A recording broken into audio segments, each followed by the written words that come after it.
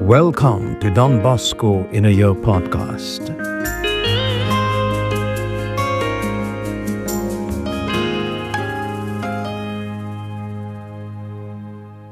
Day 70. Postscript continued. Various requests for salation came from foreign lands. Don Bosco finally recognized one that answered to a dream and sent Father Cagliero and 9 other priests and brothers to Buenos Aires in November 1875, with an eye to opening up missions in the vast wilderness of Patagonia. And so it happened. By 1884, Cagliero was ordained a bishop, and dozens of Salesians and sisters were in Argentina, Chile, Uruguay, and Brazil. From 1876 to 1887, Don Bosco expanded and consolidated the works which divine providence had entrusted to him.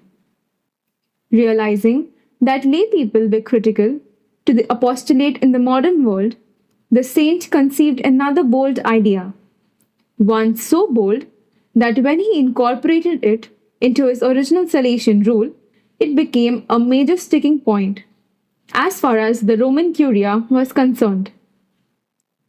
That was to include laymen as full members of the Salesian Society, without vows and living at home. Anyone who wished to cooperate in working for the salvation of young and in spreading good Christian literature was welcome. To secure the approval of the rule, Don Bosco finally had to yield the point. But not the concept. In 1876, he brought it to reality in a different form, the Association of Salesian Co-operators. It also included secular clergy, and indeed Pius IX asked to be enrolled as the first member. By the end of the following year, they had their own monthly magazine, the Salesian Bulletin, now published in dozen languages in 39 different editions. Although the cooperators make no vows, in some sense they were the forerunners of the secular institutes of consecrated lay people. Don Bosco's dream continued to guide him in prophetic ways, and miraculous events became commonplace in his life.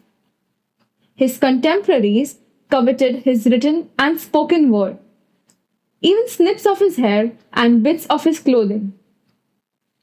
Don Bosco exclaimed to Father Cagliero, "How wonderful is the Lord, and how immense his mercy!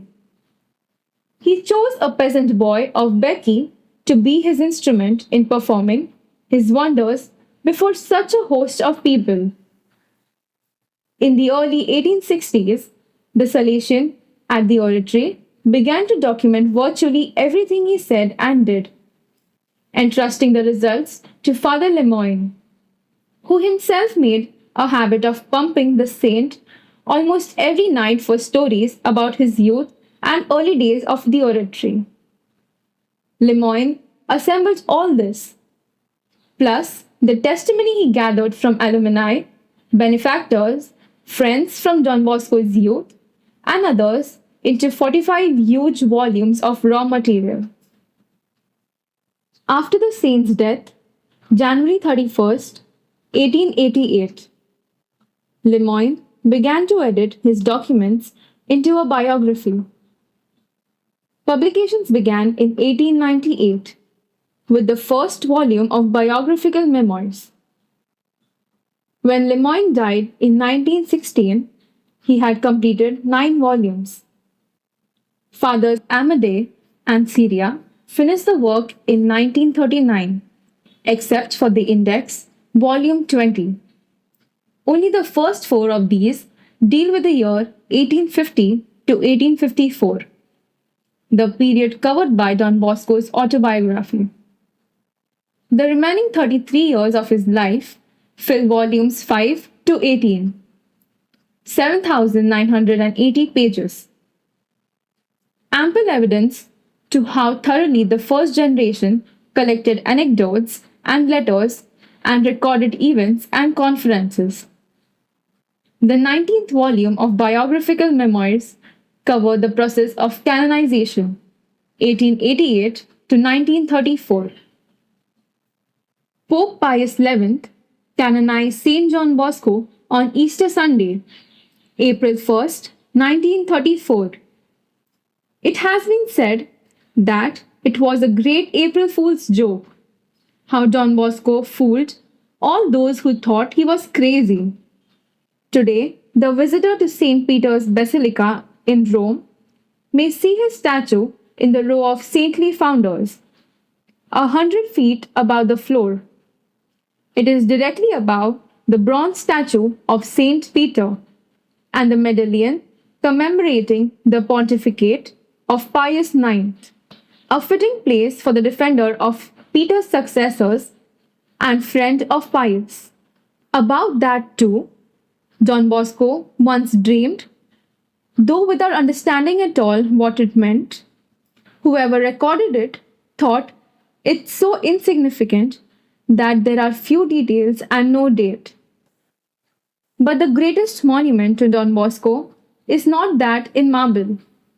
It is his huge family. And we are that family. Thank you for joining us today on this journey to know Don Bosco. May these reflections deepen our faith, guide us closer to God each day. And hope to see you all tomorrow. Till then, keep seeking, keep praying, keep growing.